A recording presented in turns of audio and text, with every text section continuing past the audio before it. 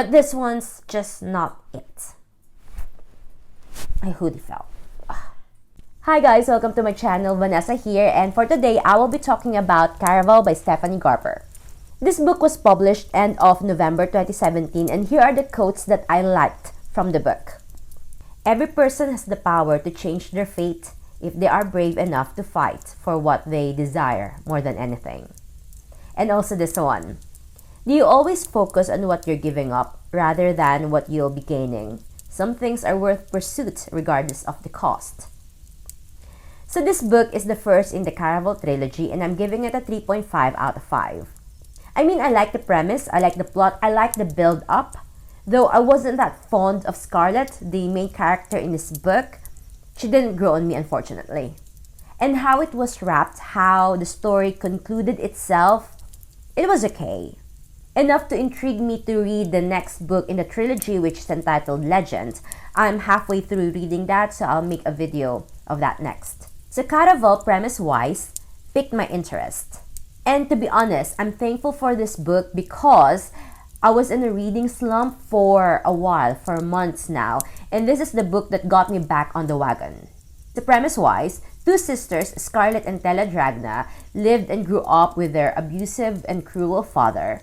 And in order to get away from that environment, Scarlett agreed to be married to this unknown count. Which I'm confused because this marriage is still orchestrated by their dad, so I don't know why she thinks that they could get away from her father's clutches if she marries this guy, but that's me. Then at the same time, Scarlett got an invite from Legend. Legend is this organizer slash founder of Caraval. Caraval is this once-a-year, week-long performance or immersive theater where you can join as a participant or just merely as an observer or an onlooker.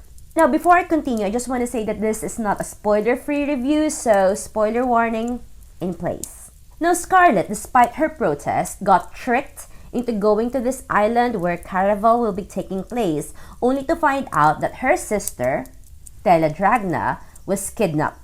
Well, actually used as a plot point for that year's Caraval's game. Basically, find Teledragna, and as a prize, you'll win a wish. So now, despite her misgivings, Scarlett now agreed to join the game just to find her sister. And then along the way, Scarlett met people that could possibly help her or hinder her from her goal. Or possibly both. Like I said, the premise intrigued me, and personally, I would consume any form of literature that has a sibling dynamics, especially those where the siblings separately would move heaven and earth for their other siblings. Something that gives Sam and Dean Winchester dynamics, if you get what I mean. And I'm sure you have heard reviewers. This is published 2017. We're currently looking forward to 2023. I'm sure you've heard reviewers who compare this book to Erin Morgenstern's Night Circus. And I can completely understand. The way things were described, the language used gives that impression. Plus the idea of performance, magic, game, romance. It could give that impression, but for me, rather than thinking of it as more of a circus, I find it more of an immersive theater. And it was on the plot itself. Scarlett needs to join the game, be immersed in that performance in order to find her sister. And these performers will give her clues or whatnots, either to throw her off or lead her to her goal. But then Scarlett, being the main character in this book, I was rooting for her up to the point wherein I'm just waiting for things to happen, devoid of emotional attachment. I did try to put myself in her shoes. I mean, she is obviously very sheltered, grew up in an abusive household, so she's very risk averse. I can understand that. And also there was this incident wherein they were trying to escape, both her and Tella, and then the person who were helping them escape, got murdered and drowned by their father because they got caught. So as a response to that very traumatic experience, she stayed on her lane. And in fear of her sister's life, she never disobeyed, she never strayed from her path. So I understand that. And in the book, when she joined the game, she was also against time because she wants to go back home before their father noticed that they were gone, just so they wouldn't receive any repercussions of this escape. And it was Stella who is the rebellious, the headstrong one, but we won't see her until the end of the book. And also going back again to Scarlet, I don't want to say that it was so cliche that Scarlet found love or fell in love with the first man she spends an inordinate amount of time with. Especially since this guy, Julian, already seems sketchy and obviously have an ulterior motive to be part of this game. So you've got that stacking against Scarlet, but then it doesn't help that her character, I feel, didn't exactly develop. Things, I feel, has just been happening around her. Like heavily orchestrated. Because every decision she makes, it's either being urged or influenced by Julian or other character from the game. And that's our operative word, orchestrated. Because as it turns out, the Dragna sisters being part of this game is just an elaborate ruse to get their dad off their back.